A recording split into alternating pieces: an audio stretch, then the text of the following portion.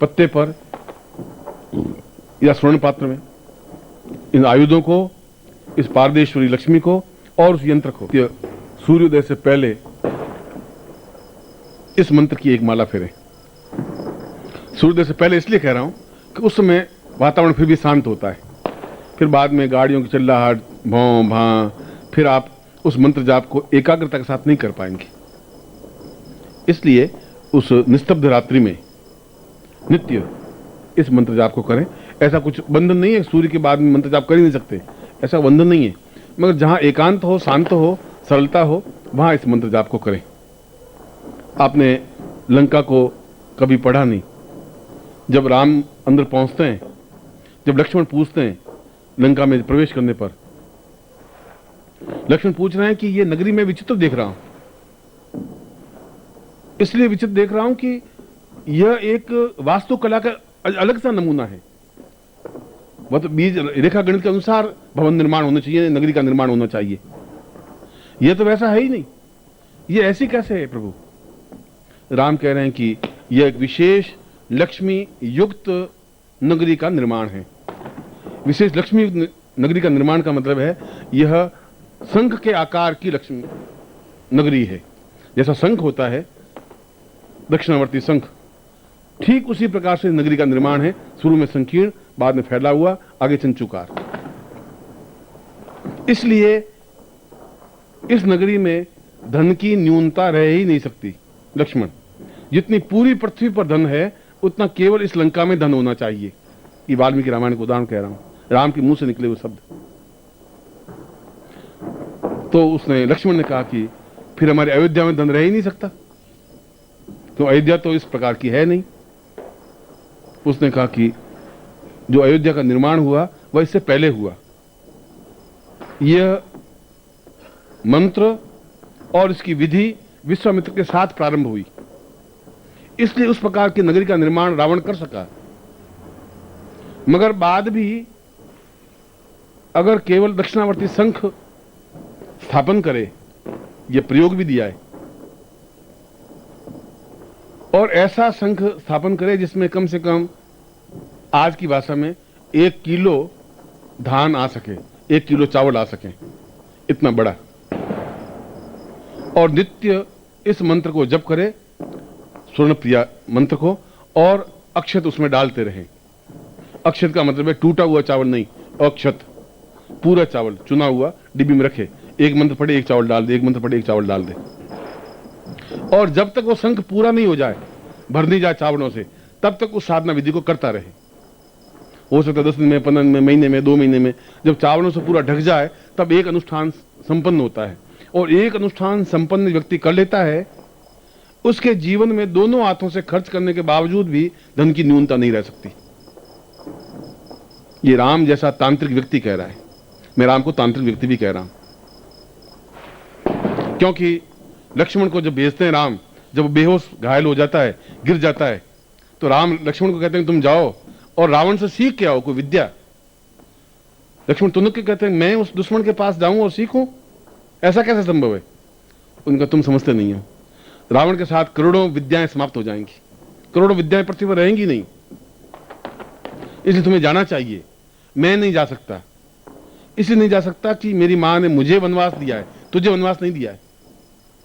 मुझे कह के निकाह के वन में रहोगे, वनवास है, तुम तो मेरे साथ आए थे, तो तुम जा सकते हो नगरी में, मैं नहीं जा सकता, मुझे वन में ही रहना है। और वो घायल रावण पड़ा है, और लक्ष्मण राम की आज्ञा से जाते हैं, और जाकर के अहम में कि मैंने इस रावण को परास्त किया है, और उस सिर के पास खड़ा हो जाता है। और उसने, रावण कहता है कि मैं राम की आज्ञा से तुम्हारे पास आया हूं, उनको सीखना चाहता हूं। तो रावण कुछ बोलता नहीं। वो दूसरी बार कहता है तब भी बोलता नहीं। वो तीसरी बार कहता है तब भी रावण बोलता नहीं, आंखें खोल के देखता रहता है। लक्ष्मण तुनक करके वापस राम के पास आ जाते हैं। उनका आपने मेरा अपमान करने के लिए क्यों भेजा? 3 बार मैंने उनको कहा, 3 बार रावण बोला ही नहीं। अभी तो घमंड इतना अधिक। उनका लक्ष्मण तुम खड़े कहां थे? कि मैं सिर के पास खड़ा था। कि शिष्य सिर के पास खड़ा नहीं होता, अगर शिष्य है तो चरणों के पास खड़ा होना पड़ेगा तुम्हें। तुम चरणों के पास खड़े होके तुम कहो। वो रावण इतना मूर्ख नहीं है, विद्वान है, वो जरूर उत्तर देगा। पर तुम्हारी मान्यता के खिलाफ तुम गए। शिष्य सिर के पास खड़ा नहीं होता, सिर तो चरणों में खड़ा होता है।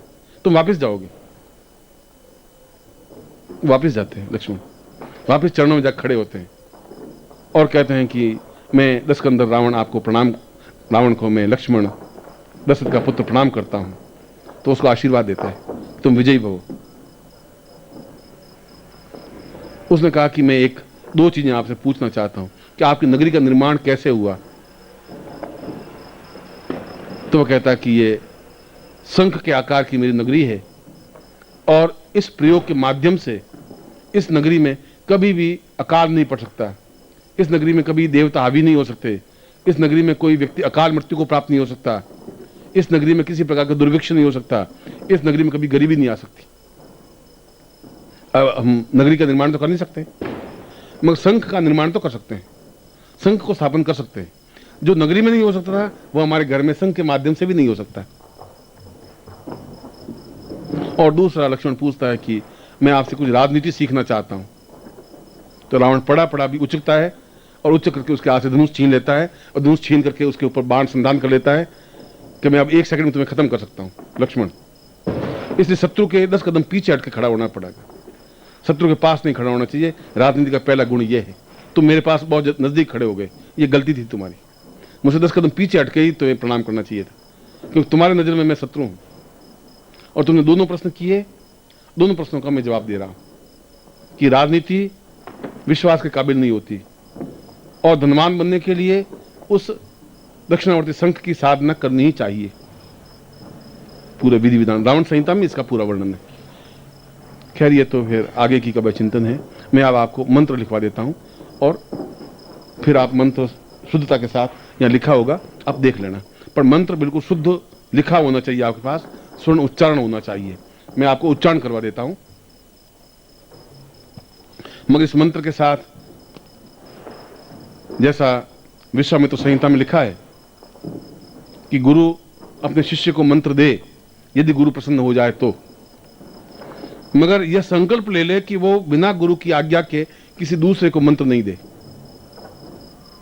और मैं भी उन नियमों का पालन करते हुए, विश्वामित्र के शब्दों को पालन करते हुए मैं भी आपको आज्ञा देता हूं कि मैं आपको मंत्र तो सिखा देता हूं, मगर मेरी बिना आज्ञा के आप ये मंत्र दूसरों को नहीं देंगे किसी भी हालत में, यह आवश्यक है। मैं मंत्र बोलूंगा, आप उच्चारण करेंगे, फिर लिख देना। बोलिए ओम श्रीम श्रीम रीम रीम एम एम स्वर्ण लक्ष्म्यै सिद्धिर्भव स्थापय जाग्रय मम गृहे पूर्ण लक्ष्म्यै नमः। इसमें मम जहां आया वो मम गृहे, वहां आप अपने नाम का उच्चारण करें कि आपका नाम है मान लो जगन्नाथ, तो जगन्नाथ ग्रहे, या किशन लाल है तो किशन लाल ग्रहे। मम की जगह उस शब्द का अपना नाम उच्चारण करेंगे। और इसके लिए माला की जरूरत नहीं है, सामने ये आयुध स्थापन कर दें, फिर इन आयुधों के पीछे उस यंत्र को स्थापन करें और आयुधों के आगे पारद लक्ष्मी को स्थापन करें। पारद लक्ष्मी आप बैठे हैं, फिर पारद लक्ष्मी है, फिर 5 आयुध हैं और उसके बाद में वो यंत्र है, यदि आपके पास यंत्र हो तो। यदि यंत्र नहीं है तो फिर आप और पारद लक्ष्मी और 5 आयुध, और फिर इस मंत्र को संपन्न करें और संपन्न होने के बाद में लक्ष्मी की आरती कर दें। उसके बाद ही आप अपना कार्यकाल जो भी करें।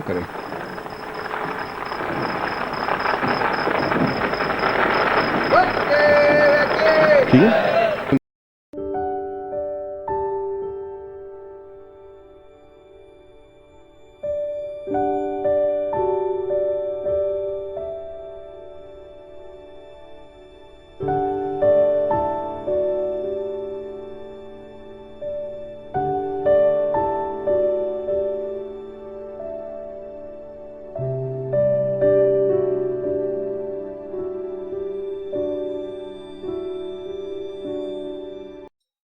ओम परम तत्वाय नारायणाय गुरुभ्यो नमः। ओम ह्रीम मम प्राण देह रोम प्रतिरोम चैतन्य जाग्रय ह्रीं ओम नमः। ओम भूर्भुवः स्वः तत्सवितुर्वरेण्यं भर्गो देवस्य धीमहि धियो यो नः प्रचोदयात्।